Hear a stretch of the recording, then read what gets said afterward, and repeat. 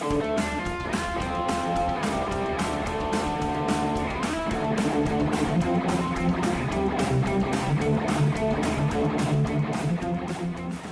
everyone, and welcome to Weekend Rental. We are your gaming and geek culture podcast. This is episode 90. My name is Ryan, and as always, I'm joined by Andy. Hey.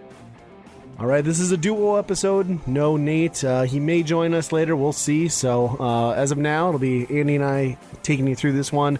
As always, if you enjoy our content, you can find other great podcasts, articles, videos, and more, all geeky related, whether it be beer, wrestling, movies, music, video games, all over at geekade.com.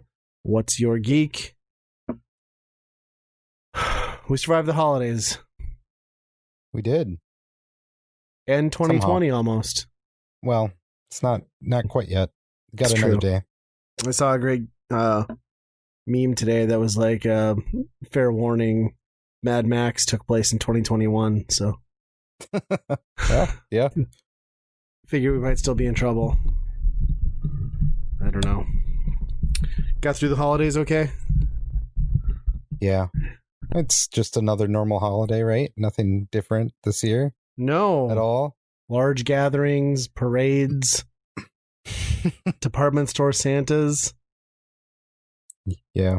It sounds like we might have a Nate joining us shortly, so. Oh, good. We were talking about doing a Byron and Burn episode, and we might get there, but let's talk about our Christmas gaming endeavors. So you mentioned the kids got some gaming goodies when we were talking before the show. Yeah, we got a 1-up cocktail cabinet. Nice. It's Miss Pac-Man. It's got like the wood grain on the side of the old arcade cabinets. I love that. I do too. It's excellent. That finish on it. It's pretty good.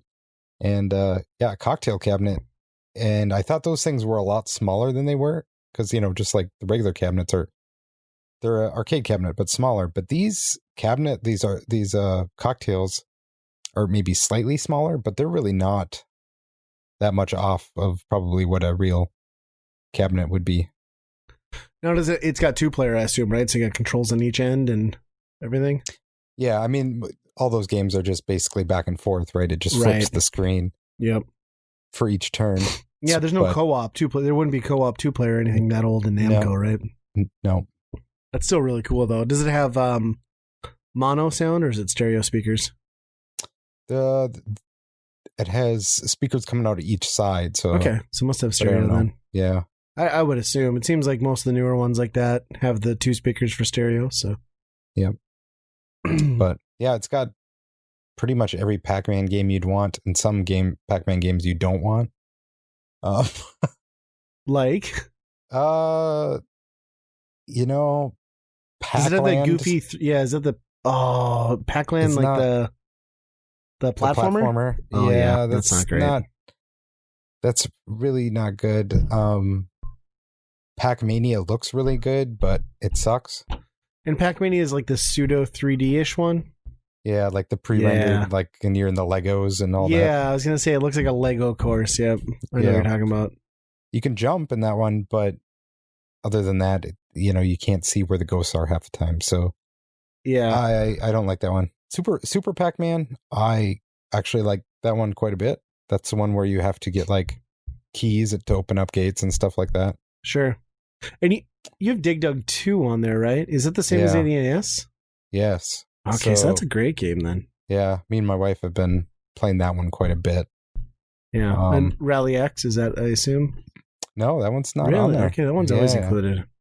Yeah, so outside of, the 2 Dig Dugs and the Pac-Mans, you got Galaga and Galaxian, which they're fine, but I like shooters, but those are almost too basic. Galaxian is rough. Like I don't think Galaxian's a good game. Well, it does not hold up. I can't enjoy it because I've got that cabinet that's got it too, and I just don't. And Galaga's fine for like 5 minutes, right? Like you play one game, walk away. Yep. Yeah. Space Invaders. I just can't dig Space Invaders. Really. Sure. Which that's Galaxian for the most part, but overall, it's pretty nice, and I can use it as a table. So yeah, that's the best awesome. Part.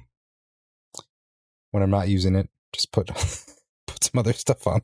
Yeah, I think that's kind of smart idea. I saw like they're starting to ship out those pinball tables for Arcade 1-Up, so I'll be curious to see what those do.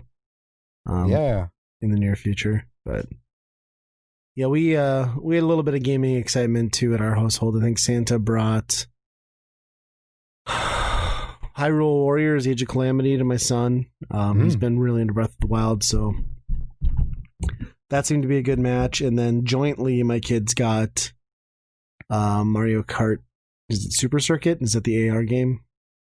So they've got the Mario car for that. We have yet to open it, but I think I'm going to buy the Luigi one when I can find it, because we've got the Switch and the Switch Lite, and then they can both play. Yeah. Yeah. And then a ton of Mario Lego kits my son got. He had the starter kit. He had another smaller one. Now he's got Bowser's Castle and like 3 other kits. So jeez, wow. We'll have hours of Lego to do at some point. Does he, so like my son, once a build's done, it's like, okay, that's the fun part. I built it.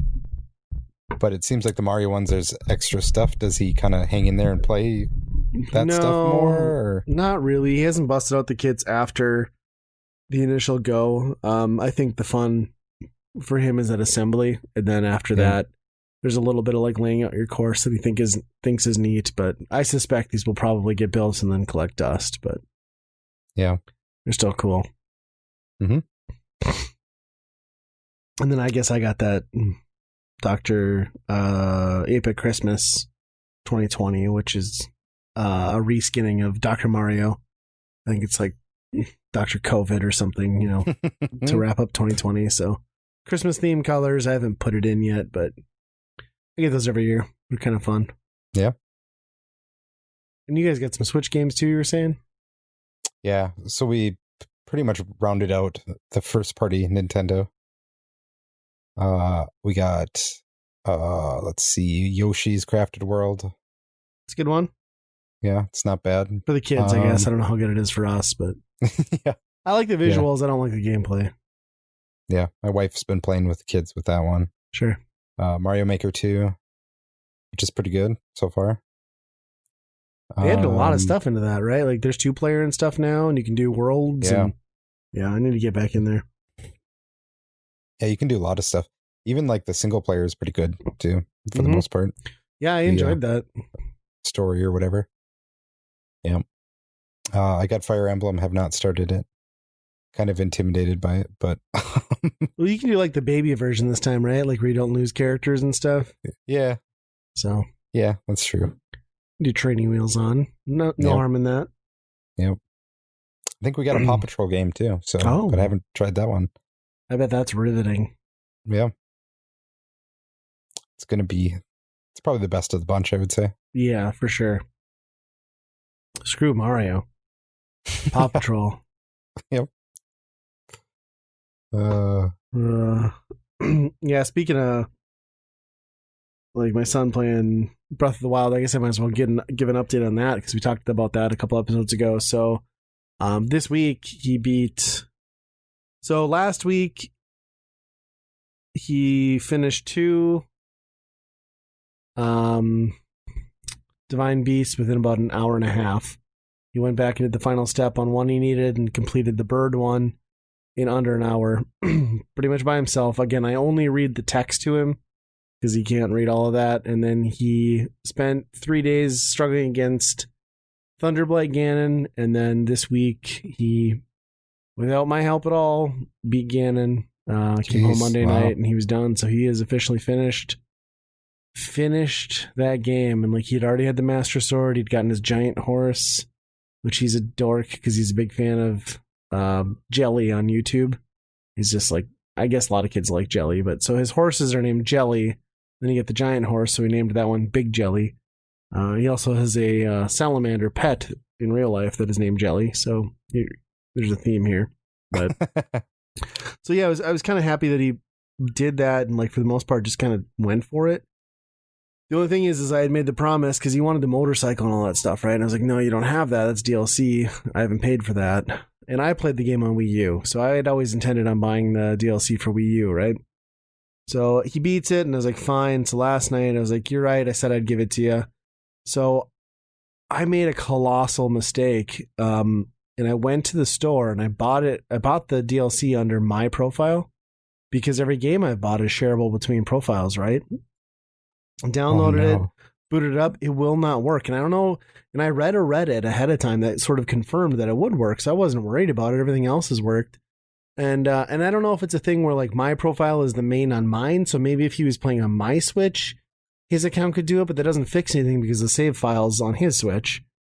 So anyway, I ended up buying this thing, getting just pissed, and then having to go in and like spend another $20 and buy it again under his name, which is just kind of bullshit. Maybe I mean, some of it's on me, I'll admit, but I don't know. It's like weird because everything else works. Why would a DLC pass not transfer? So you can't set up an expectation like that and then change it for the extra stuff. Yeah, so I mean, I should have done more homework. Whatever, he's still having fun with it. I mean, arguably it'll be worth the $40, I guess. But I'm kind of pissed because I'm certainly not going to buy it a third time and play with my save file on the Wii U. So I guess I'm either starting over or just never experiencing it, which is probably fine. But he's already been knocking out DLC content left and right. So what was all in that? So there's some extra shrines and trials. Like the first thing he did was this thing where you pick up this weapon. And the weapon gives you one hit ability, but it has to recharge. So you can one hit every enemy, but you only have a quarter heart the entire time. So you have to clear these massive areas and then defeat the shrines on this quarter of a heart. And then you get a bunch of stuff. And then there's the trials. So you can go through these kind of, I guess, arena type settings where you start out with nothing, bare bones, and have to work your way up stage by stage. And eventually, too, you can also unlock, there's some new armor. And then you can also unlock the mount, which is that motorcycle that you can ride around. But I don't really know what all of it is. I just know there's more for him to do, and he's enjoying it. So, and I have 2 of them. It'll be interesting to see how he likes Hyrule Warriors. Yeah, like it's a lot different. If the the story and like the similarity will make him pull through it, or. Yeah, he played a little bit of it, and I think he got a kick out of the fact that he could just like demolish 50 enemies at once, but he's gone right back to Breath of the Wild again, played like New Game Plus. In fact, he was like rerunning Ganon last night 3 times for no reason. I don't know why, but yeah, so that was a big accomplishment. So, and a frustration, I guess. But for those listening, we've also got Nate here now. Nate, welcome.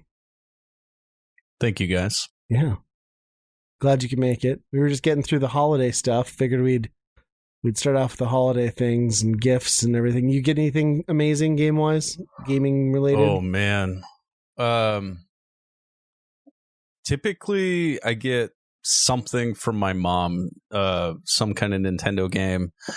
I think she always works with my wife somehow, and I have a spreadsheet, obviously, and I like how it's somehow this weird technology called cell phone. Yeah, I just leave it up on every computer just in case. And so, I mean, every year, I think I got what was it, a couple of years ago, like Felix, the cat, maybe for Christmas. And so this year, my mom did buy me a couple of video games, which is just so funny, being 36 years old and excited that my mom buys me video games, which I can totally buy on my own. So it's still, there's that nostalgia factor, parents buy you a video game. So I did get 2 NES games this year, and one of them was Lethal Weapon. Don't know anything about it. Never have seen it before. I was talking to Ryan over lunch, and that's just not one that you see. I don't know if it's expensive or not, but I mean, I've seen it many times for Super Nintendo, never in person for NES. So it's at the very least highly uncommon, I would imagine. If you and I haven't run into it, probably highly terrible, right? I would think, yeah. So I don't know. I get a kick out of what my mom picks. I know she goes online somewhere and is shopping away, and so I just find it funny to see which ones and why she picks what she picks. And so the second one was G.I. Joe Atlantis. And she's like, well, I know you love G.I. Joes, and I can't believe you didn't have this. And I was like, well, there's a lot of games out there that I don't have. Yeah. So that one, again, is harder to find, I feel like. Mm-hmm. Yeah. What's the other one? I think that it's a white label. Yeah, the other one, I feel is like that one harder to find than the other one, or are they the same? I think Atlantis is the harder to find. I could be wrong. Okay. That's kind of a Contra knockoff, right? I think so. Yeah.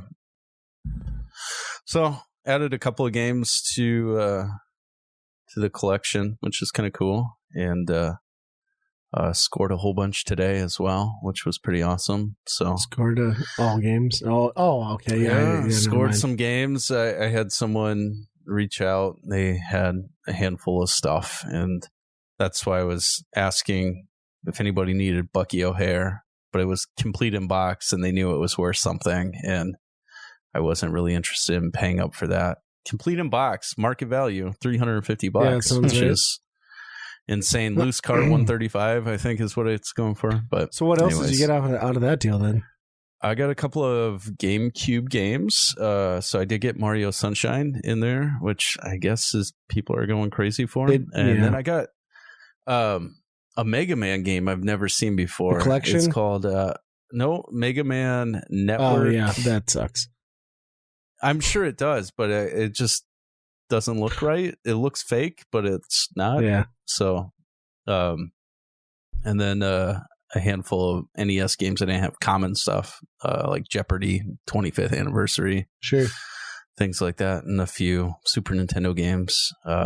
Gradius 3, R-Type, something. There was a couple others I don't remember. So nice. Yeah. So, yeah, a couple of games to add to the collection from Christmas, which is kind of cool. I decided to... Well, Ryan, you've been inspiring me lately. I'll preface this. I don't know how, but sure. You're my inspiration. I don't know what... I think that's a song by Air Supply. A lot of pressure. Okay. Yeah, so you just... You have all of these great gaming memories with your son, and you're like, oh, he's so great. Like, you just pee your pants over how awesome he is at video games. And you were talking about Unraveled, and you're like, oh, we got that done in 4 hours, and it was a good story. And so you inspired me. I was like, Liam, we should try this together. Let's play Unraveled. And so I was picturing this like awesome moment, he and I sitting down on the couch, just enjoying a game that you made sound like it wasn't too difficult. Me and my son breezed through it. We were screaming at each other within an hour, yelling at each other. And then he's like, I quit. And he just walks away. What? And then he comes back and he's like, you're not doing it right. I was like, no, you're not doing it right. And did we play the same game? Yeah, you tore our family apart. Thank you for that. It's called Unravel for a reason, I guess, right? My wife and I are getting separated now, and Liam is choosing to go with her.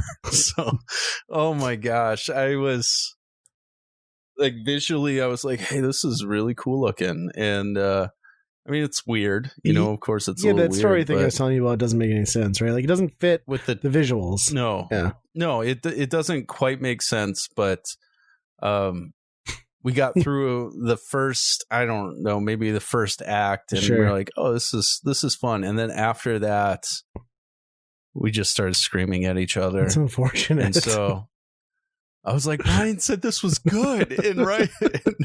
I mean, for us, it seemed pretty smooth. He's blaming me. I'm blaming him. Yeah. And then we had people over for Christmas, and they were yelling like, you're not doing it right. You got to push. I was like, all right, this is stressful, and this is Ryan's fault. Oh man, that is so funny, because we kind of have a similar experience, because we did the same thing.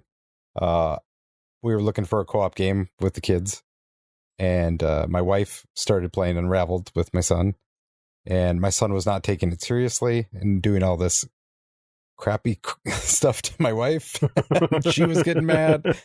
And then they got to like the 4th or 5th level or something, and like these little fire guys were chasing you. Yes, This is my problem. This is where everything blew up. Yep. Yeah. And that was too much for my son, because later on that night, he was freaking out that the house was going to burn down and a whole bunch of other stuff. So I'm like, okay, maybe this game, we need to take a break from this game.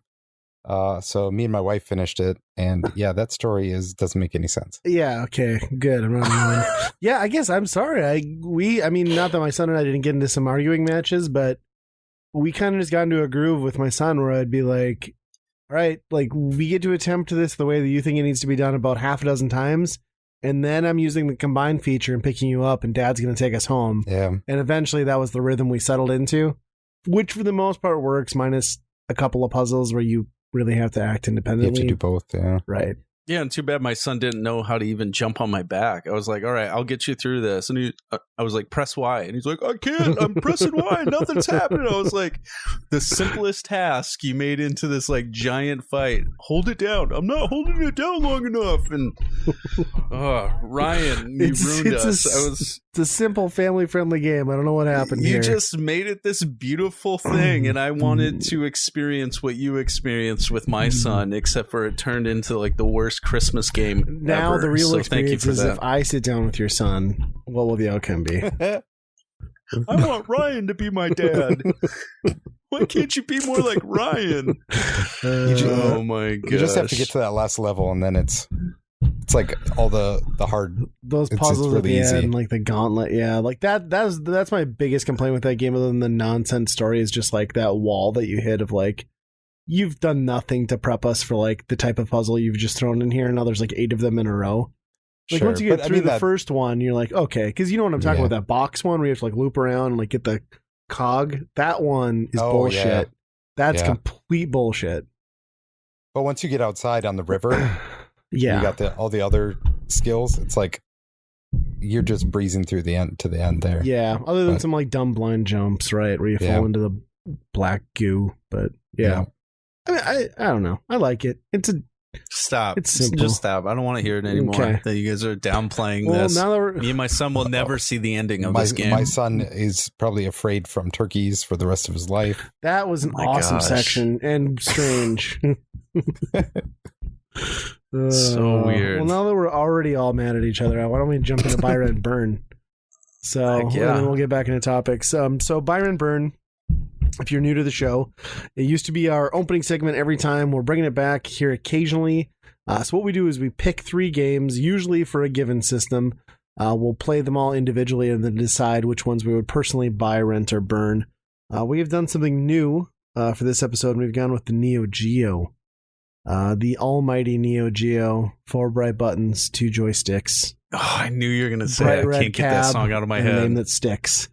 So we're gonna go with these games we've looked at for Neo Geo. We played Metal Slug.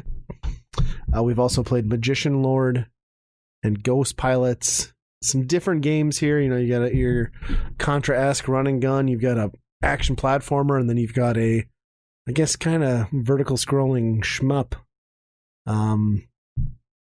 We might as well start off with Metal Slug. It's the one that everyone's gonna know about. It's probably going to be the one that's going to be the buy for most of us. I don't know how you don't buy it, but let's talk about Metal Slug. First entry, a lot of people compare Metal Slug to, in gameplay style, to Contra. I've never felt that was quite fair. I think they both involve soldiers with guns and a lot of cheap deaths and a lot of memorization, but there's something about Metal Slug and the animation, the art style, the characters, the power-ups, the humor built into it that I think takes Metal Slug in a direction that is unique in that genre, just within itself. Like, there is no... A lot of people try to ape Metal Slug, but nobody really nails it the way that they do as a complete package. This one, you can tell, pushes the Neo Geo to the limits. There's a ton of slowdown. There is in pretty much every Metal Slug, I think. Just because there's a lot of shit on screen, but this one's a classic. What did you guys think playing it again? It's a classic. It's so good. I love it. I mean, my Neo Geo experience is very little, but this is a game that I played quite a bit. Obviously on arcade, and to compare it to Contra is not right. This is so much superior to Contra, and the graphics, the colors, the audio, all of that stuff it's just the total package. The slowdown is noticeable and annoying at times, but growing up on the NES, that was a pretty common thing in most games anyways. I think one thing that I thought was really interesting, and I didn't really know this, that the Neo Geo's lifespan was so long, and that actually came out quite a bit later into the kind of mid console, right? Mm-hmm. And so to compare it to these other two games is really interesting, because those are 1990 games to a 1996 game, and it's just interesting how they were pushing that hardware a little bit. But I mean, Metal Slug, you can't go wrong, and they just keep on making them, or they did up until like 2000 something. Yeah, what is Metal Slug impressive. XX was the last one? That's pretty recent. You get that for PS4. Yeah, XX or X, or I think it's XX. Because there's that's X. A new one? Oh, okay. But then there's Metal Slug XX, which I have on my PS4, I'm pretty sure. Okay. That's great. Are those remakes? I don't remember. So X is like a hyper version of 2, but here, just let me double check. But I swear Metal Slug XX was one that was released just on like last gen of console or this current gen, because I have it on PS4. Huh. So yeah, technically Metal Slug 7. So Metal Slug XX came out 2007. Oh, it was announced in 2007. Hold on, when did it actually release? This is Wikipedia, so it's obviously true. Yeah, 100%. Came out in 2008. Yeah. Oh, this is wow. Wait, that's a DS one? No, right? Metal Slug 7 is that was DS. What the hell is X? What's the one on PS4? So I think it might have been okay. So it looks like it was rebranded and re-released on PlayStation 4, PlayStation Portable, and Xbox Live Arcade as Metal Slug XX. So so again, they stuck with the X branding and it's a repackage, but yeah, there's just something that is just fun when you like free that hippie guy, that soldier hippie guy. I don't remember his name. Yeah, like there's just something that's so fun about that, and him like, cheering you on or throwing stuff at you or whatever, that I think is just, I don't know, it's just nostalgic to me. I think it's awesome. It's great. Yeah. The guy was tied up in nothing but his underwear, but yet he has a heavy machine gun. It was in the beard. It was in the beard. Beards conceal all. Yeah. I mean, almost every power up in here is just like super satisfying. Yeah. Like all the guns are, you play Contra, and it's like the spread shot. That's about it. And then you don't want the other ones really. And this one, it's like pretty much all of them. You can wreak havoc with every power up. Yeah. And I think the thing that you don't really think about, but I think is true to Metal Slug's success, is like at the era when Metal Slug started hitting the Neo Geo cabs, it was kind of like right on parity and right on par with like 16-bit consoles, where you're starting to see like hand-drawn Disney animation look near perfect on console games. And then I think like Metal Slug just kind of fell right into that. So when you were a kid, you're just like, wow, this looks just like this amazing cartoon, only you had no IP to base it on, right? But it was that same kind of like wow factor where it was just super fluid and it felt like you were playing through a cartoon versus a game. And I think that's something that really jumps out from that series and kind of makes it stand apart from other Neo Geo releases, because nobody really has an art style that nails it to that extent, as far as like a cartoon fluid feel. And I think honestly, like, there's solid gameplay, but I think that's really just kind of like what brings people in. At least got the quarters in, right? Like I threw a quarter into it because of the way it looked, not because of the way it played. Yep. Right. Yeah. The animation, especially, like it doesn't have to have all that movement and frames to the animation. Right. But it does, and it really does look like a cartoon at that point. Right. Which, well, we may as well jump right into Magician Lord. So let's compare that against Magician Lord, where you've got this fluidity from Metal Slug in these characters, and then you have the magician from Magician Lord, who looks like he's got a magician banana up his magician ass, because he just walks like pinched cheeks across the screen. So stiff. And like he has one of the early hallmarks of, like, I would say Sega and I would say SNK were the two companies that really brought this in that era, was like large sprites. Like that was a big deal back then. And the character sprite from Magician Lord is huge. The enemies are huge. Like that was a big, like, holy crap moment in arcades back then. So it kind of brought something really unique, and it brought like a platformer to, you know, the arcades, which you didn't see a lot. And I think one of the things that I really love about it too is just something simple that you maybe don't think about, especially in arcades, is that I can scroll left and right. Like, right, if I come up against a dead end or I want to approach an enemy a different way, I can go back, I can drop down, and you don't have like this respawning of enemies like you have on home consoles back in the day. Like, the, you know, in the NES and Super Nintendo, like if something went off screen, it was back 2 seconds later to screw you up. Like that doesn't happen here, which is also another like huge plus to kind of like getting through the game and like developing your own strategy to traverse those levels. So certainly an earlier game for the Neo Geo, but still impressive. It is. I mean, it's weird. It is weird. The guy moves so stiff and just awkward, but will fly up a ladder so quick, which is just, I mean, it just doesn't really make any sense. Yeah. That game is so hard, so difficult. There's just a lot coming at you, and just so many ways to die, but there's depth to the game, and I think that just allows the playability to be there, where you get a little bit further and you get a little bit further, and you figure out a pattern or whatever it is. But when you're having that action platform style, like the character has to move well.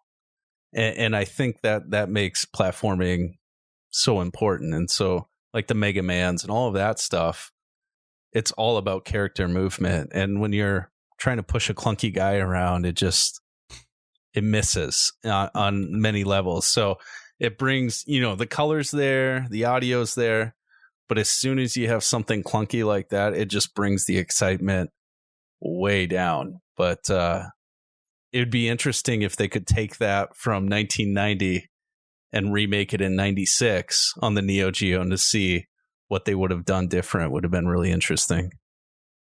Yeah, I think so too. Like it's interesting and pretty good for an arcade platformer, I would say. But it's like you said, balls hard, so it's supposed to eat your quarters. But because it's an arcade game, like the going to the continue screen and then instantly, you know, hitting start or whatever for another credit, and you start right where you died, that was like amazing to me for whatever reason, because, you know, like NES platformers or whatever, it's like start over right whenever you hit a continue screen. So it makes sense because it's an arcade game, but it just surprised me that it was like instantly right there, right where you died. And actually on the home version of that, so there's two versions of that game. AES so, and MVS. Yeah. So the home version, when you die, the continue will bring you back to the beginning of the stage. Oh, okay. So there is some benefits to actually play the arcade, where you can just like continue to move on and move forward instead of having to traverse all the way back through. So I'd prefer the arcade version too. A lot of those AES cards too gave you an option in the menu too. Like if you went into the settings to pick if you want to play the AES or the MVS ROM, but I don't know. Andy's the only one of us with the hardware in the game to confirm that. So yeah, I have the game, but the controller was in the box in the other room, in the other closet. Didn't want to get the controller out. Like, yeah, I'm gonna emulate this bitch. Yep. Yeah, that's a fair call. That's funny. So let's talk about I guess our last one, Ghost Pilots. So there's a lot of shoot 'em ups. You mean 1942? Yes, there's a lot of shoot 'em ups on the AES or on the AES and the MVS. I think Last Resort and like a few others always get bundled in and talked about. Nobody really talks about Ghost Pilots. Ghost Pilots, yeah, it's if 1942 was combined with Raiden as far as like the screen scrolling, but then just your kind of more 1942-ish standard military looking aircraft and stuff. It's It's not a bullet hell though. Not a bullet hell type it's shooter. It's definitely not. It's a very slow scrolling shooter. It doesn't do anything particularly great, but everything it does competently and well, to the point where I kind of really like this game. I just kind of like, you get in a groove with a game like this. And even though it's nothing amazing, it's just good enough and entertaining enough, stressful enough that I just kind of keep going with it. I don't know. I will say it's one of those games where if you die and lose your power up at an inopportune time, you might as well just call it a day, because that's it. You got to keep your power ups. Yeah. It's very limited though. It's not that bullet hell, style where there's lightning coming from everywhere when you press B or whatever. So it's a very traditional. You have a main gun that you can broaden with multiple bullets, but then also move to like a two types of bombs that you can choose at the beginning, and so, but they kind of operate in the same way, right? I guess. But it screams 1942. I instantly thought of Sky Shark on the NES. Just that's very similar look. The colors of the airplanes being red, and it's hard. It's hard. It's one of those shooters though. If you can lock in and just settle in, it's really fun. But the downside is with those types of shooters, they make your sprites so big, and so your hitbox is just so much bigger than everybody else's. And then, you get hit mid battle of something that then you just go back down to a standard gun. You're screwed. You might as well just hang it up, call it quits. But for some reason, these types of games just hit me where I get nostalgic to them, and they're not overly fancy or anything, but they play well. It does move slow. That's frustrating. I wish there was a power up that you could adjust your speed somehow, or have some type of boost. So it really makes you just sit in the pocket, and it can get a little monotonous after a while, but it's just really fun. Yeah, it's just one of those shooters. When you guys were talking, I just thought of something that I don't know if I've ever tested. What happens if you touch a tank? Do you die? Or do you fly right over it? Like, I shoot the tank. I've never tried it. Yeah. Because there is a land to ground element, because to blow up buildings and get like the extra stars and stuff, you have to use your bomb. So maybe you could fly over a tank. I think you can. Yeah, I think you can fly right over them. But you don't want to, because the tanks are bastards, and they're the ones that you really need to worry about. Yeah. Yeah, you got to kill them. Yeah. There's probably Nazis in there, so it's just best to... 100% Nazis. Just shoot them if you can. Actually, what is... Oh, we didn't read the description. I think there is something with like Germany in there. I can't remember. Yeah, most of these things are based off of world wars, so... World War II. It's kind of assumed that Germany's the bad guy in those cases. 100%. Unless you're from Germany, then I don't know. Well, not Germany itself, but Nazi Germany. Right. Yeah. Very, very different. Marginally, yeah. So, brief discussion on each of those. So, of Metal Slug, Magician Lord, and Ghost Pilots, which one are we going to buy, rent, or burn? I guess, Andy, we'll start with you. What are your thoughts on these? Oh, man. It's tough because I was talking to you this kind of before that, Ghost Pilots is probably the most well-rounded game. Like, it does everything that it wants to do perfectly. Yeah. But it's one of those, and I've played those games before. Yeah. Where Metal Slug is totally different, Metal Slug is like still around today. Mercenary Kings is Metal Slug.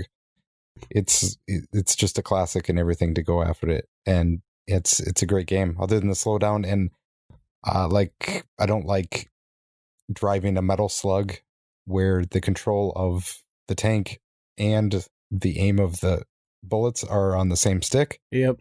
That kind of sucks. But outside of that, I mean, it's almost perfect.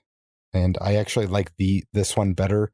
I don't think this one had like zombies and all that other shit that came later, right? I think that was 2 introduced that, yeah. Yeah. The weird alien stuff.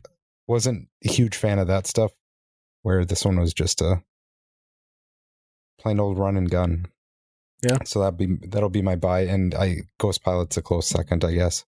Magician Lord is good for what it is, but I don't know. It's kind of what it is, right? Like even like the orbs and stuff, like there's not a whole lot of strategy that you can do to pick the one that you want or the change that you get. You just get what you get, and it's like, well, what's the point? Plus why is like 1990s Arsenio Hall the bad guy? Like that's what I can't figure out. Yeah. All right, Nate, what are your thoughts? I think it's very clear. Magician Lord is a buy. 100%. Oh, bold move. Bold move. No, I mean Metal Slug.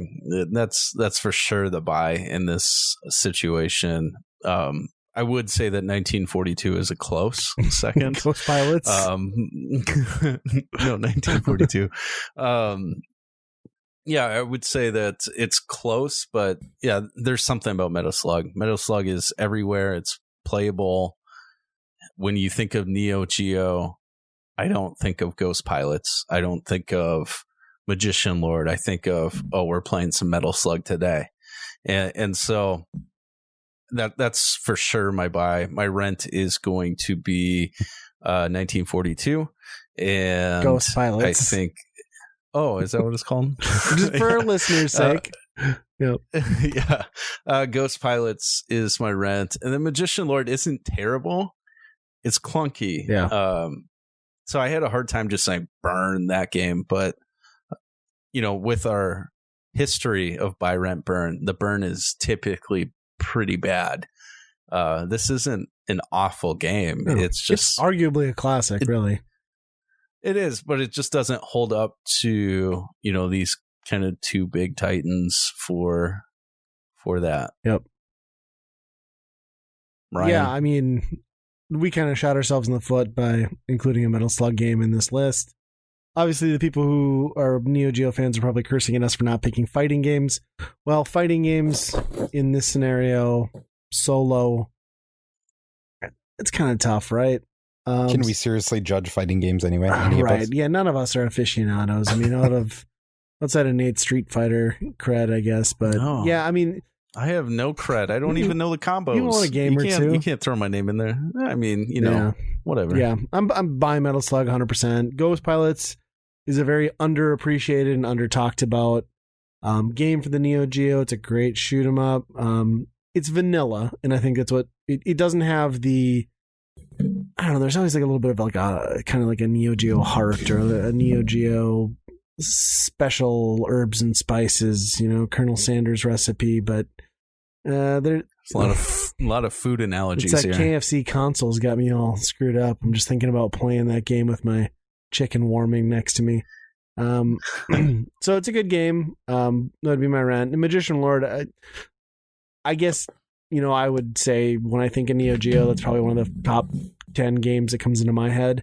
But it's not one that... It's one that I like a lot, but I don't think it holds up. I think it was a good showpiece for the point in time. It wasn't a bad arcade game, but considering it also came out on the AES, which is a home console, it's not a great platformer in that context, especially in the era of great platformers. So I'll burn it. I don't want to, but I'll burn it. And I haven't said this in a long time, is another buy, rent, burn in the books. Booyah. Yes. I think it goes to say that if we can go by price of these cartridges, yeah, that's pretty much the same picks that we have. I was going to say Magician Lord's like the redhead stepchild of like carts for the AES and MVS. Yeah. It's the Keith Courage. Yeah. Where Metal Slug is currently $1,500, apparently. What? Oh my gosh. No wonder why everybody gets multi-carts. or emulates. Yeah. I'm gonna break into your house, Andy, and steal. For AES anyway. Yeah. MVS is cheap. Crazy. MVS, it's probably cheap. $77. For AES, Wow. I guess, or MVS, it's not bad. Yep. Wow. That's crazy. Yeah, what is that last one? Yeah. Some of them go crazy. So I wanted to talk about something that I've been meaning to talk about. I just kept forgetting to add to the list because, well, one, we didn't record pretty much the entire month that I would have talked about this in, and then we got back and we were winging it. But the CW show, Supernatural, anybody who's listened for a while probably knows that I'm a big fan of that show. Watched its entire 15-season run. It's been a part of my life since my wife and I were just dating in college to right now, kids that are almost in middle school. It wrapped up. It had a delayed ending to season 15 because of COVID. I just want to talk about the finale a little bit because I'm not sure how to feel about that, because they did the thing that you don't want to see them do with shows. So to be continued. No, so basically, Dream. Oh, they did like a time lapse. So it was weird. Like they did what I appreciated. Like this show. So the original writer, seasons 1 through 5, he essentially ended the show. The show continued past season 5 without him. It's gone through different story arcs, highs and lows. Arguably, there are periods that are better. The first 5 seasons are very much, these are legit scary horror episodes. Outside of that, it started becoming kind of a soap opera. And, sometimes they went with strong narratives throughout seasons. Sometimes they went episode to episode. They did what I appreciate and what I think Supernatural does best is it sticks to episodic stories. It's like early X-Files. You go in, there's a monster, you solve the problem, boom. They did that for most of this season. There was an overarching storyline. They wrapped that storyline one episode before the finale. And then you get into the finale, and essentially the big pivotal plot point happens. We can just talk about it. Like, I don't want to, because I don't want to ruin it for people who want to do it. But anyway, the big thing happens, and then you look over at the clock and you realize, oh, fuck. We're 30 minutes into this episode. They're going to do what I think they're going to do. I don't want them to do it. And then they do it. And it's like... I feel like this is the most vague. I've never seen an episode. It's such a good about? show. I would like to... Okay. I strongly recommend people watch this. So I'll do some spoilers if you don't want to ruin it. Anyway, second to last episode, they win. The big overarching storyline is done. Who wins? The Winchesters, the good guys. They don't kill God, but they make him mortal. A Nephilim becomes God. It's confusing. God's a bad guy in this. Trust me on that. And then happy ending. The new Nephilim is actually what you would expect God to be. He's all happy, leaves. Everybody's happy. Because God killed everybody. He's not exactly great. He killed the whole universe. So they were the last 2 humans alive because he thought it'd be funny to just like watch them die alone. So anyway, happy. We won. Everything's good. People are back. And then that was the end. So you're like, oh, but there's one more episode. So what's going to happen? So then the 2 brothers who are the protagonists, essentially at this point, through the ending of the episode prior and the subsequent stuff leading up to that, the 2 or 3 episodes, basically like they've killed off every other character or eliminated every other character in that universe. So there's no like happy ending gathering sort of thing. But last episode, one of the brothers just on an ordinary vampire hunt just gets shoved into a wall that happens to have a big spike in it, impales him, he dies, which they just let him die, which is kind of strange because they've both died several times and gone to hell and like brought each other back. Anyway, throw that out.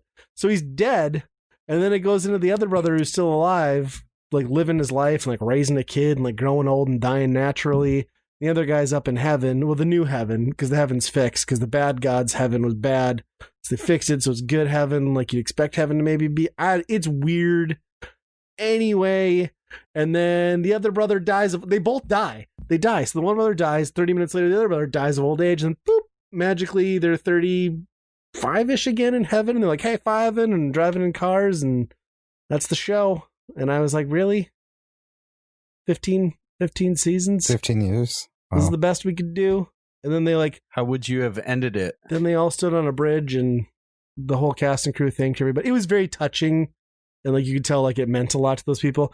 I don't know how it ended it. I guess that probably wasn't the best way. Those characters and the initial writer, it was never intended to end happily. So the original season 5 ending is arguably the ending that should have happened in the show, which is the brother who died would have gotten to go and live his life with his girlfriend and then like adopted son at the time. And then the brother who lived would have been in hell because he was a vessel for Lucifer. So they threw him in the pit so that, Lucifer stayed in hell. And that should have been the ending, like not happy. And I guess, well, not exactly happy. This ending isn't exactly unhappy. It was very strange. It was a very like cheesy, we tried to make you feel good sort of ending to a show that maybe didn't really need that. I mean, I don't know. I don't know what you do. They gave you 15 seasons. Most of it's good, if not great. So I guess I guess if I was going to compare this to how offended I am on a scale of finales, I would say it's nowhere near as pissed off as I was at Seinfeld. What about Lost? Oh, fuck Lost. So yeah, I guess in the grand scheme of things, compared to Lost or Seinfeld, this is a damn good season or series finale, but it's an amazing ending. It just, I don't know, it didn't quite hit me right. It didn't feel like it did the characters justice. It didn't feel like it did the world justice, because it doesn't make sense in the context of that show that everything's just happy. Like you could argue that, because I'm leaving out some details about like how the world is maybe more balanced now, because they're also, this is confusing, but they're also friends. They kind of put the person into hell who's running hell now. It's not Lucifer. It's confusing. They're buddies with the master of hell, essentially. Doesn't matter. So she's kind of like taken to, we're not going to claim souls. We're only going to take souls that come to it. We're only going to take souls that would naturally flow to hell and not like go out and pollute the world. So in theory, everything's in balance now, which doesn't, I don't know. That's not how the show should have ended, in my opinion. Like that doesn't work. It sounds like that's how the show shouldn't even start. It's just how is this weird. Not an anime? What you're describing to me, like this is. I mean, they're animated episodes. This is just anime. Well, I mean, I'm explaining to you a lot of details that took years to develop and stuff too, and I don't know. You're just throwing nuggets out there. Yeah, that's crazy. Has there ever been a good series finale? I don't know. Lost. Lost was an abortion. The entire show. I wasted so much of my life. What was the ending of Lost? They were all dead, right? Right, they were in this purgatory. They were purgatory, right? Purgatory. Yeah. I don't know. At least Sam and Dean. That show sucked me in, and then all of a sudden I was like, "What happened? Why am I still watching this? What?" The perfect time to leave on Lost is like when they get to a guy pushing a button in a bunker for no reason. That's when you stop. Yep. Like, nope, done. Yep. Yeah. That was right when So I guess whenever a show is writing in front of, like, putting tracks in front of the train, it's not a good way to end a show. So I can honestly say, like, Supernatural did not have those moments. It had a season or two that I would toss out, but I don't know. It's kind of sad to see it go, because it's been the show that, like, for the longest time, my wife and I we would just buy the series on box set every year on the holidays, and like that was our New Year's. Like before we had kids and everything, we would just like binge. Like they used to be 20-some season episodes. I think they probably still are, or 20-some episode seasons, and we would just watch them all. And I don't know, it's a good show. I'm bittersweet ending, little mad about it, but at the same time, can't be too good or too bad or mad. I mean, at least they taught God good. That'll teach him to be a jerk. So, what superhero show did they replace it with? Well, I guess the one brother is going to be the one brother is going to be Walker Texas Ranger, and the other brothers continue on doing production for CW. So we'll see. We'll see what replaces it. Sad, a little sad. I highly recommend everyone watch that show. I've gone so after the after it ended, we started rewatching it from the beginning. I definitely love the vibe of like the early seasons that are like genuine horror movies. Like the production's completely different and the acting's not as good, but it's a cool show. Good stuff. I mean, I've told you this before that I would love to, but it's only like 300 some episodes. 15, it's fine. Yeah. 15 seasons is it's intimidating. Yeah. That's a lot to commit to. Yeah. It's good stuff. Huh. Yep. So what is Work Boy? Work Boy? Oh my God, this is like the greatest story ever told. So this just came out in the last couple of weeks where there was a fabled accessory for the Game Boy called the Work Boy, and it was being developed. It was covered in a bunch of news outlets. It was supposed to have a premiere like release event in like the end of 92, early 93. It was like a full-fledged like PDA and computer attachment for the Game Boy, like full keyboard. Really neat. So everyone thought like it was just lost to time, and like many people have been investigating it, trying to find information. Well, this YouTuber over the last year or so started reaching out based on articles, names, checking Facebook. Sorry, I'm coughing. On mute. And he found a few people from the early company who were developing this thing, were about to release it, had been working on the software, and found out that it was rumored that a prototype or two existed. Potentially Nintendo had one, and then one of the leading engineers might have had one who worked at the company. So a guy he gets a hold of puts him in touch with the other guy from the company. It turns out in doing a video chat, and this is all on a great YouTube video, highly recommend checking it out. Like, these are the kind of stories that I live for.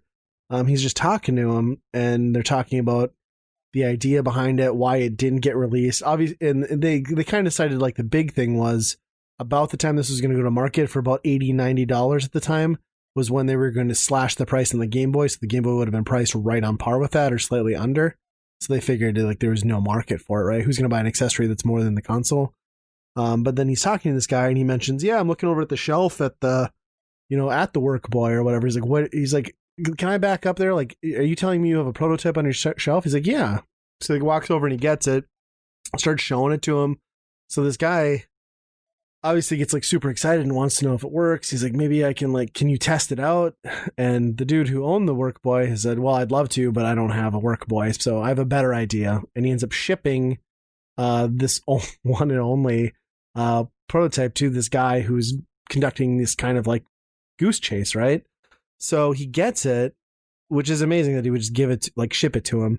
Like, unbelievable. But he does, and they're like starting to work with it. And like the idea was, and like all the promo videos and everything, was that this just plugged in via the extension port through your Game Boy and it would just work, right? Well, that wasn't so much the case. As you would suspect, it needed software that came on a cart, and then it would also interface with the Work Boy, this kind of computer keyboard thing. And so he's playing around with it, doesn't work. Well, it also happens coincidentally within a matter of weeks. We're talking tiniest window of this guy getting his hands on the prototype. The fucking Giga Leak drops, and the Giga Leak from Nintendo contains near complete software for the fucking Work Boy. Whoa. And through a group, they're able to find it, get it in a workable state. Well, they can get it running. The software doesn't do anything on a normal Game Boy. It needs the Work Boy to interface and use the buttons on that to navigate. So everyone thought this was kind of a janky, broken software that was too early to work. No, it wasn't. So the guy gets it, loads it onto a ROM flasher cart, puts it in the Game Boy, plugs in the Work Boy, fucking works. Million to one odds that this happens. Only existing prototype functions flawlessly. It's got world maps. You can select countries. It'll play the fucking national anthem. It'll do currency conversion. It's just unbelievable. And no one's ever been able to confirm its existence or that it worked or that it ever neared completion. This is a one-of-a-kind, like, investigation project, and then just the alignment with the Giga Leak. Say what you want about piracy, but when it fills in gaps like this, that's amazing. It's absolutely incredible. That's insane. Wow. You're going to have to send me that link. It's so good. I'll send it to you after the show. I loved it. Yeah. I was just like, of course. Awesome. Like, what are the odds that someone would like have that? Yeah, and it was just, it's funny too, because it was just like so far gone when he was interviewing the people who worked on this thing. They honestly, it had been so many years back that they just couldn't remember how everything really worked or what stages things were at. And yeah, it was nuts. But yeah, essentially you would have like had a Game Boy PDA, like a fairly robust one with a nice little keyboard, and you just sit there and dick around with it. And it was cool, man. Wow. I got that on my game.com. Yeah. Maybe that's where they got the idea from. Yeah. Didn't use those functions that much as a kid, but yeah. Yeah, so I'm honestly hoping, like, at the end of this, that this thing ends up in a museum, either in Texas or, I guess, in the UK. I think it might have been a UK-based company. I'm not sure. Or maybe with a video game history museum or foundation would be ideal. But it'd be nice if we could preserve this piece of culture. So that's crazy. Wow, that's crazy. There's no way that would have went over here. Like Game Boy, I feel like here was... I don't know. I mean, a lot of adults had it for Tetris, but besides that, I just don't see them using it as that device. Yeah, I mean, I guess they debuted it at CES, so they must have been intending it to come to American markets, but yeah. Huh. Very cool, though.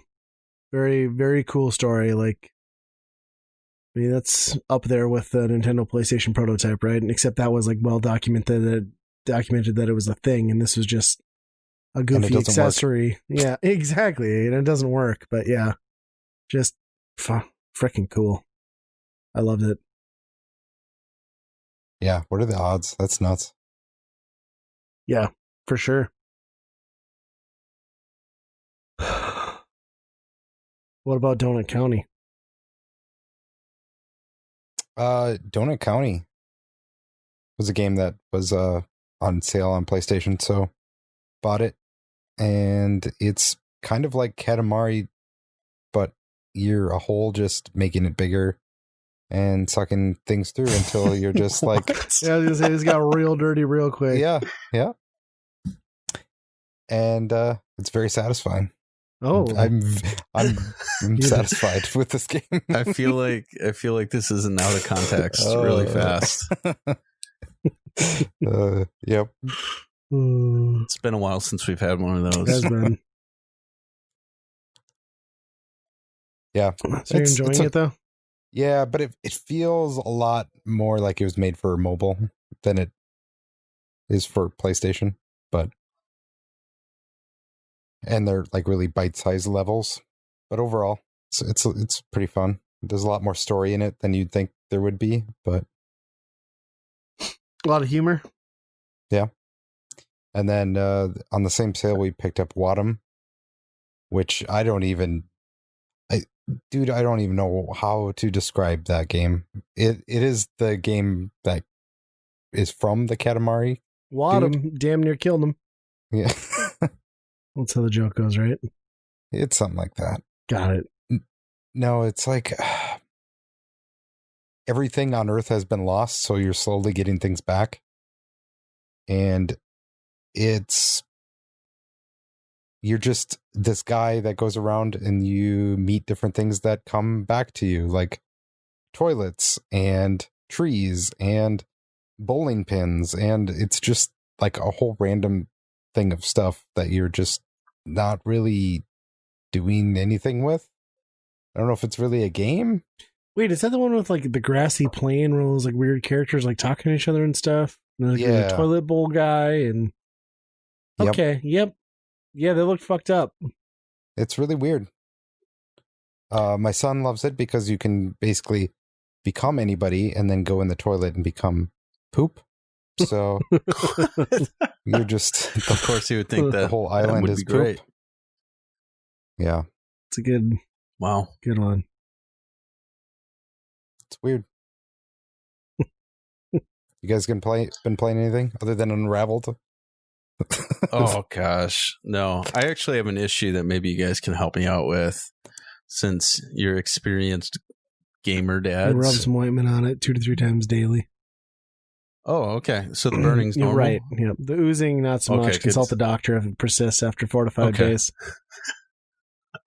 I wish that was the problem at this point. I don't know what that meant. So I think you're going to find the common denominator in most of my issues is I have an Xbox One controller issue. And so I have rechargeable batteries that I've been using for those. I have a nice wall charger, and over Christmas break, I decided that I'm going to get some gaming in. I'm going to try to just get some me time, you know? Let my wife take care of the kids and the baby and all of that stuff. I need some me time. That's what the holidays are all about. So every time that I start up a game, my controller says low battery. So then I charge them, and I come back because all my batteries, apparently my son doesn't know how to just plug the charger in. So every single one of my batteries is dead. So I charged everything up. I'm like, all right, me time is going to happen again. My son has a friend over. They're getting into a game. It's my turn to sit down. I only have 4 batteries. They're dead again. Every time that I've touched that Xbox, the batteries are dead. The common denominator is my son. What do I do? You get another controller that's just yours, and you put it on a shelf that he can't reach. Oh, I thought you were going to say get a new son. Well, maybe after your Unravel troubles. I don't know. After I'm having so many gaming issues with this kid. I was like, plug that, or I was going to say plug the batteries in.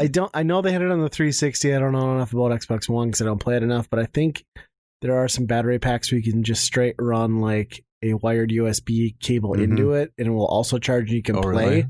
So that way you'd have a backup, like worst case option of like plugging it into the wall or a port, you know? He's so bad. I can't say what I want to do. Are you calling your son a power glove? I just want to slap I don't know what's happening here. He just moves from, okay, so I killed the Xbox controllers, all of them. I'm just going to walk away now. And so then he'll move to the PlayStation. And then I grab the PlayStation. Okay, well, my Xbox PlayStations are dead. And then I move over to the Switch, and he left it off the dock, and that's dead. And it's time to take it all away. Time to take it all away. Only gets a Switch Lite. Until he can complete Unraveled, then he'll get everything back. So like it. Yeah, torture him. Yeah. That's my Xbox controller issue that I've been facing. I have the same type of thing. Like I have those aftermarket battery pack things for them. And on those, there's like even a stand, and then the back has like contacts that are open. So all you have to do is just put it on the stand and it'll recharge the batteries. Oh, yeah. Can't even do that when you're done. You know, you just can't even put it back where it belongs on the drives stand. Me nuts. Yep. Man, apparently I got a vendetta out on my son these days, but my goodness, just charge the batteries. It's kind of a reason why I always keep like one wired controller for like a lot of the consoles I like. Like, I just got sick of the battery problem. It's kind of started with the PS3 where it was like I was getting 10 minutes at best, so I might as well just have a wired controller. And I've kind of stuck with that. Like I have wired stuff for the Switch. I have a wired Xbox One controller. Are they long cables? Well, your setup's a little different than mine, but you usually get 10, 12 feet. But yeah, you might have a hard time. I sit in my game room, 3-4 feet from mine. So I might need a longer dongle. Yeah, you might need a USB extender. Oh, okay. But I think if you just get one of those rechargeable battery ones with the USB charger for the battery pack, because then you don't need the USB in the console. You just need enough juice to fire up the wireless connection, and then you can plug the USB cord into like a wall plug behind you. You'll be fine. So cheaper than getting a new son. I mean, probably. Okay. Hospital bills are not inexpensive. I'll look into that. Ugh, this kid not allowed to touch anything nowadays. So my problem is my son likes taking the Joy-Cons out and he likes using them separated. Just that's just wrong on so many levels. I know. And then, well, of course, he doesn't put them back. So then you're like, where is the left Joy-Con? I have no idea where it's at. Oh, my gosh. That would drive me nuts. Yeah, that's not good. At least mine are together laying on the table, dead. So. Yep. Jeez. Yeah, it's funny. I just scolded my son for playing Mario Kart the other day with 2 Joy-Con. Like, do you want to slide him into the dock controller thingy here? He's like, no, this is great. I'm like, no, it's not. Well, they try to shame him into like, don't use Joy-Cons. You're doing it wrong. Yeah, that's not how we do it around here. Oh my gosh. We're pros. You use the pro controller. Yeah, exactly. One of those bullshit. Right. Ugh. Yeah. So, boys, 2021 is upon us. Actually, 2021 is now where we're recording this and when it will be That was going to be my question. published. Is you did start recording when you jumped in? Oh, shoot. Yeah, okay. I did. Like, my anxiety forced me to ask you that question. Yeah, no, I knew I'd get yelled at if I didn't. So 2021, everyone sets goals. Everyone has resolutions. They add things to their daily lives. So I wanted to see if you had any gaming goals for 2021. It doesn't have to be a massive list. Do you have a game that you're like, this is the year that I want to conquer this game, or I'm going to try to purchase this game? What is your gamer goal for 2021? I can tell you right off the bat that I have no collection goals. I can tell you that after 2020, not buying games constantly and not feeling pressure to kind of grow my collection, because I feel like my collection's gotten to a point where I've hit all the holy grails. I have ways to play the other games that I don't have the physical means to experience. My fire is out. Largely, just twist the knife while you're at it. For collecting. I still love and appreciate everything I own. I want to love and play that more. I would say I have no goals in that respect. I have no games that I feel like I need to go back to. My only only thing way to just poop all over this subject. My only thing for 2021 is I just want to get back to a point where like I find my hobby fun again. I think there was a variety of reasons through 2020 and leading up to that kind of pulled me out of it. And I want to just get back into gaming just for me. I want to be excited about my collection. I want to enjoy the games I have. I want to do more of it, playing it with friends and family. That's all I really want. And I think just taking a step back from a lot of the other stuff I did and making it less about community, which sounds selfish, but making it more about like my reasons for doing it, I think will go a long way in that. And that's kind of how I feel about 2021 and my gaming. I really wanted you to enjoy your collection on my shelves. I'm sure you would enjoy that. I think I'd have a hard time doing these podcasts and like maybe looking at my games 2021 goal is to make you hate them all, hate your whole entire collection, where you're just like, take it now. I've already sold you some decent stuff to get rid of it. I know. Just anytime I can weasel my way into getting more stuff for my shelves, I'm going to. Yeah. So that's my thing. I just want to enjoy the hobby again the way I used to. I think it just comes down to keeping it simple and just going back to the roots. That's all I'm looking at. The roots. I said that very Canadian, didn't I? How you now? You got Questlove drumming for you. The roots. Andy, you got any 2021 goals? I mean, besides the obvious like backlog that you could say every year and probably never does really get to, but I think this year I'm going to do a little bit more of what I've kind of done this year, is basically just open up Game Pass, see what's on there, and go with that, instead of really hyping up a game like Cyberpunk and then be like, but gotta buy that, Cyberpunk's out, and then being massively disappointed in it, like the Game Pass way seems like a lot better route that way because for the most part, 80% of the time I'm happy with what I'm playing on there. So I don't know, maybe just try to do a whole year of Game Pass almost. Ooh. That's tough to do with, never know what Nintendo has up their sleeve, I guess, but right. That's a good goal. 2021 Game Pass. GG. I love it. Good goal. GG. GG's. Yep. Good games. I would say that my goal is very similar to Ryan's. Like, I love my collection. I love finding games. I still love doing that kind of stuff. But I feel that I maybe got sucked into, I don't know, doing what other people wanted or looking for things that other people wanted, all that kind of stuff. So I think that I just want to sit back and appreciate the stuff that I have and kind of get back to the things that I really enjoy. And, whether that's, I know this is lame, taking pictures of my games or doing a video or, just kind of getting back to, like Ryan said, the roots, enjoying my basement, inviting my friends over to enjoy my basement.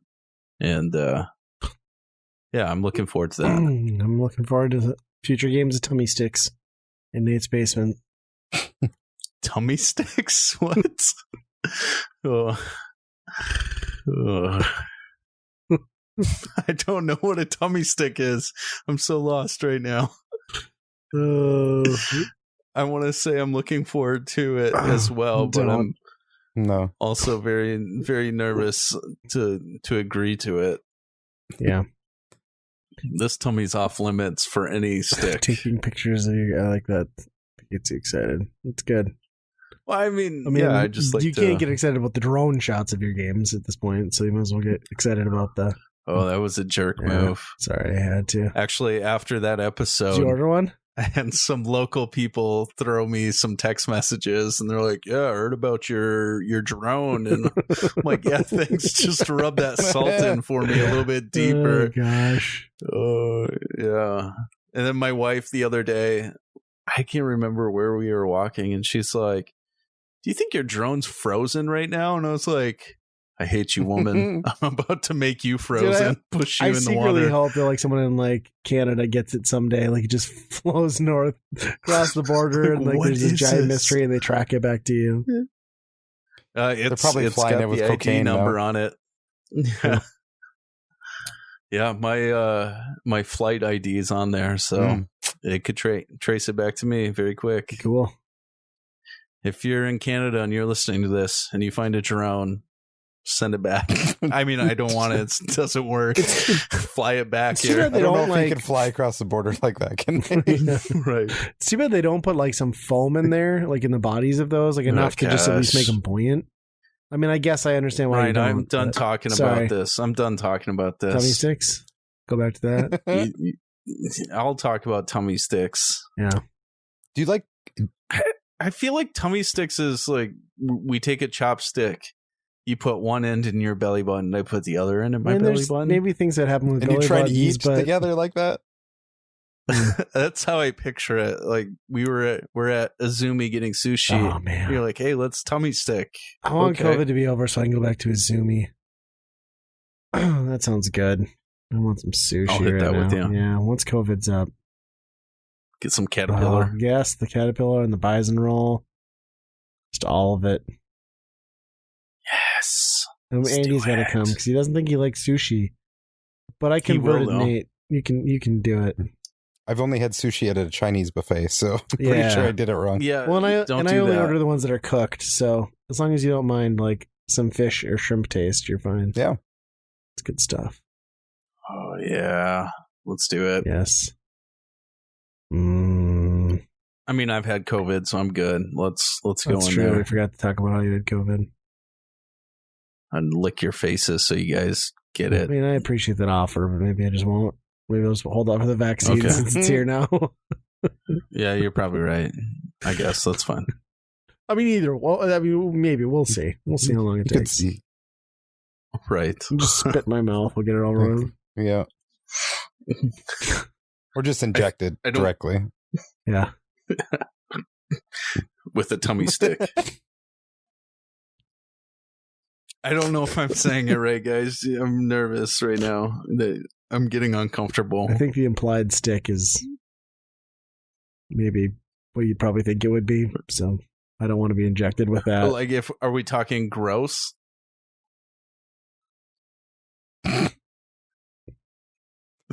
Is it the implied stick? Oh, is it? I think you're getting there. Yeah, thing? You're getting there. I like how your visual for it is limp. Gross. Like that's Nate's visual for penises. It's limp and shriveled. Oh God, this is great. This really it's really when it's a sweaty day and your shirt sticks too. Right. That's what it is. My dummy shirt stuck. Oh, you guys make me uncomfortable. That's what we're here for. Yeah, tummy stick. Mm-hmm. Did we have more topics, or did that kind of do it? No, okay. We should definitely end this before it goes even further. Yeah, one last plug, shameless plug.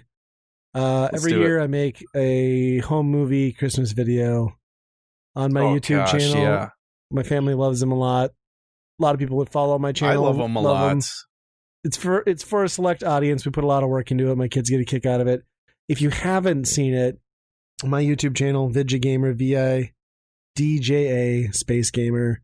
It's called Christmas Catastrophe. It just got uploaded a couple weeks ago. Hold on to that holiday spirit. Go view that thing. I'd really appreciate it. It's kind of a Christmas tradition in our household. I know we're past Christmas, but check it out. It's the only video I did in 2020. Future content coming as well, What's right? that? Future content's coming out very soon. Yeah, so I don't know. Along with your 2021 gaming goals, I'm debating on whether I go back to doing just because videos. I want to do something. You're going to do it? No, we both talked about potentially. Yeah, we did. So we'll see. I actually have a really funny idea, but I mean, I come up with ideas. I don't follow through that well. I wanted to do a parent video and have achievements pop up on the screen with just like stupid things happening. Like for scolding your children? Like video game achievements. It's never mind. It was funnier internally, I guess. So you look so defeated. Whatever. It'll be good. Let's do just it. Make a video. No. Go to Vidjagamer's YouTube shameless plug. And watch that catastrophe the video. It's really good. It's funny. Something.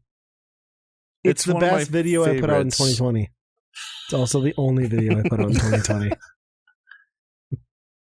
I still think my favorite is Mario Odyssey. I still think that's my favorite. Yeah, it's a toss-up. For me, it's that one, Elf Off the Shelf, and then this one now. Because the toilet paper thing was just funny. True. Like at the very end. But yeah. Anyways, go check it out. It's great. All right, friends. We have come to an end. Or a beginning, because this is 2021 now. So we've come to a beginning. It is time to send us your emails. Ryan, do we have any emails to read? I forgot the password. Sorry. Oh, okay. So I'm going to assume that there's a lot in there, and we're going to read them on the next episode. So we'll have to do a password recovery. Make sure you send us your 2021 gamer goals. Send that to weekendrentalpodcast@gmail.com. Looking forward to reading those. Make sure you're following us on all of our social media as well. Twitter, Facebook, YouTube, all of those things. And you can find all things Weekend Rental at weekendpodcast.com. Friends, be kind and rewind.